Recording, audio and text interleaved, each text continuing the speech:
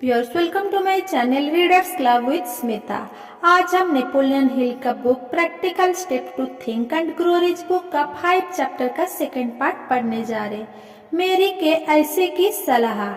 मेरी के कॉस्मेटिक्स की संपादक मेरी के अपनी सफलता के लिए अपने आत्मविश्वास और अपने संगठन के सभी लोगों को श्रेय देती है, जो अब पूरे संसार में 2.5 लाख स्वतंत्र सौंदर्य परामर्शदाताओं से अधिक है। मेरी के एस का सेल्स कैरियर 25 साल पहले शुरू हुआ था, जब वे स्टेनले होम प्रोडक्ट्स में गई।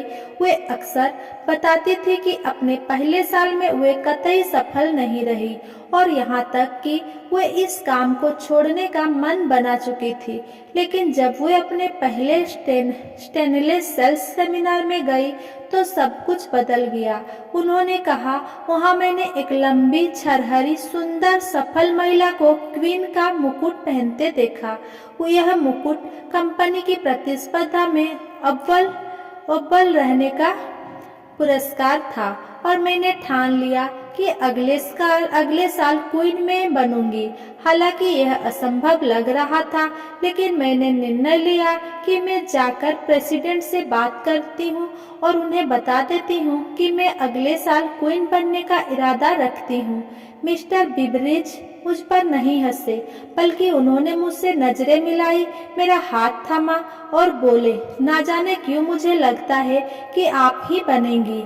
इन शब्दों ने मुझे प्रेरित कर दिया और अगले साल की क्वीन मैं ही थी। मेरी के ने अपनी कथनी और करनी से यह साबित किया कि सफलता हासिल करने में पहला कदम यह दृढ़ विश्वास रखना है कि आप एक उत्कृष्ट व्यक्ति है जो सफलता के हकदार है।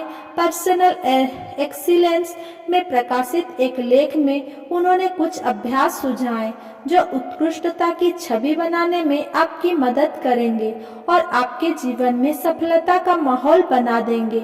यहाँ उनके कुछ सुझाव पर गौर करें। सफल व्यक्ति के रूप में अपनी कल्पना करें। हमेशा सफल व्यक्ति के रूप में अपनी तस्वीर देखें। आप जैसे बनना चाहते हैं, खुद की वैसे ही तस्वीर देखें। हर दिन एकांत का समय निकालें जहां कोई बाधा ना डाले। आरामदेह और तनाव रहित हो जाए। आंखें बंद करके अपनी इच्छाओं तथा लक्ष्य पर ध्यान केंद्रित करें। इस नए परिवेश में खुद को सक्षम और आत्मविश्वासी देखें। 2. अपनी पुरानी सफलताओं पर विचार करें, चाहे बड़ी हो या छोटी। हर सफलता इसका सबूत है कि आप ज्यादा सफलताएं हासिल करने में सक्षम हैं। हर सफलता का जश्न मनाएं। जब आप खुद में विश्वास खोने लगे तो अपनी सफलताओं को याद कर लें। 3. निश्चित लक्ष्य तय करें। आप कहां पहुंचना चाहते हैं, ये स्पष्ट दिशा तथा मंजिल तय कर ले। जागरूक रहे कि कहीं आप इन लक्ष्यों से भटक तो नहीं रहे हैं। अगर ऐसा हो तो तुरंत सुधारात्मक कार्रवाई करें। 4. जीवन पर सकारात्मक प्रतिक्रिया करें। सकारात्मक आत्म छवि बनाएं।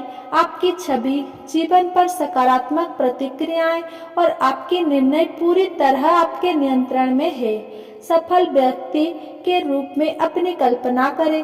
पुरानी सफलताएं याद करें। निश्चित लक्ष्य तय करें और जीवन पर सकारात्मक प्रतिक्रिया करें। रूपांतरित इच्छा की कहानियां। अमूर्त इच्छा को मूर्त दौलत और उपलब्धियों में बदलने की काबिलियत कोई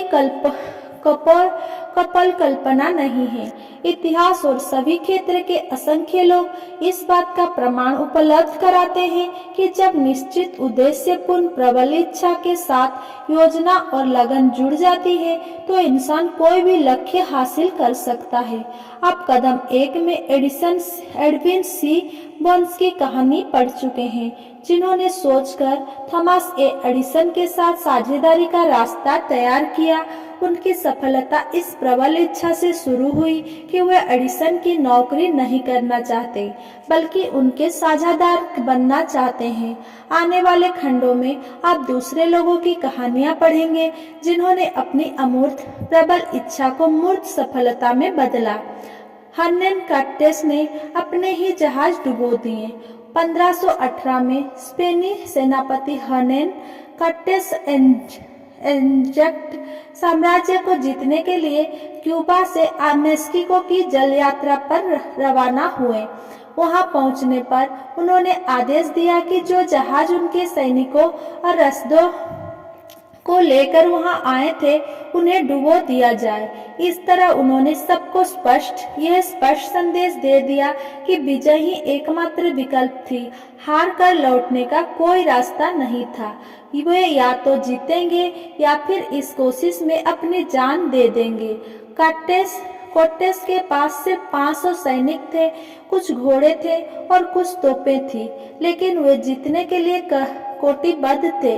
रास्ते में वे दूसरे शहरों के लोगों से मिले जहाँ की जनजातियां एंजेक्ट शासकों को पसंद नहीं करती थी। कोर्टेस ने कई जनजातियों के साथ गठबंधन कर लिया, जिनमें शक्तिशाली टेलेस्कोकला जनजाति शामिल थी, जिसने अंततः कोर्टेस की मदद की कि वे टेनोक्टिनल मेक्सिको शहर की घेराबंदी करे और उसे जीतने के साथ ही एंजेक्ट साम्राज्य को भी जीते। जो भी व्यक्ति किसी भी काम में जीतना चाहता है उसमें अपने जहाज डूबने की इच्छा होनी चाहिए और उसे पीछे लौटने के सारे रास्ते बंद कर देने चाहिए। ऐसा करने पर ही इंसान उस मानसिक अवस्था को कायम रख सकता है जिसे जीतने की धधकती इच्छा कहते हैं और जो सफलता पाने के लिए अनिवार्य है। जीतने पर अमाद कोर्टेस ने पलायन के सारे रास्ते खत्म कर दिए और सिर्फ 2 ही संभावित परिणाम छोड़े, विजय या पराजय, और उनके लिए पराजय कोई विकल्प नहीं थी। मार्शल फिर शिकागो के भीषण अग्निकांड के बाद दोबारा उठे। शिकागो के भीषण अग्निकांड के बाद अगली सुबह व्यापारियों का एक समूह स्टेट स्ट्रीट पर खड़ा अपना दुकानों को राख देख रहा था। वे चर्चा कर रहे थे कि वे अपने स्टोर दोबारा बनाएं या फिर शिकागो छोड़कर देश के किसी ज्यादा संभावनाशील इलाके में दोबारा शुरुआत करें। एक को छोड़कर बाकी सभी ने शिकागो छोड़कर जाने का निर्णय लिया। जिस व्यापारी ने रुके रहने और दोबारा स्टोर बनाने का निर्णय लिया, उसने अपने स्टोर की राख की तरफ अंगुली उठाकर कहा, सज्जनों, इस जगह पर मैं संसार का सबसे बड़ा स्टोर बनाऊंगा, चाहे ये कितने भी बार जल जाए। स्टोर बना। यह आज भी वहीं खड़ा है और यह प्रबल इच्छा नामक मानसिक अवस्था की शक्ति का गगनचुंबी प्रमाण है। मार्शल फील्ड के लिए आसान रास्ता यही होता कि वे भी साथी व्यापारियों की तरह वहां से चले जाते। जब राह मुश्किल हो गई और भविष्य अंधकारमय दिखने लगा तो बाकी सभी ने अपने कदम पीछे खींच लिए और उस दिशा में चल गए जहां रास्ता ज्यादा आसान दिख रहा था।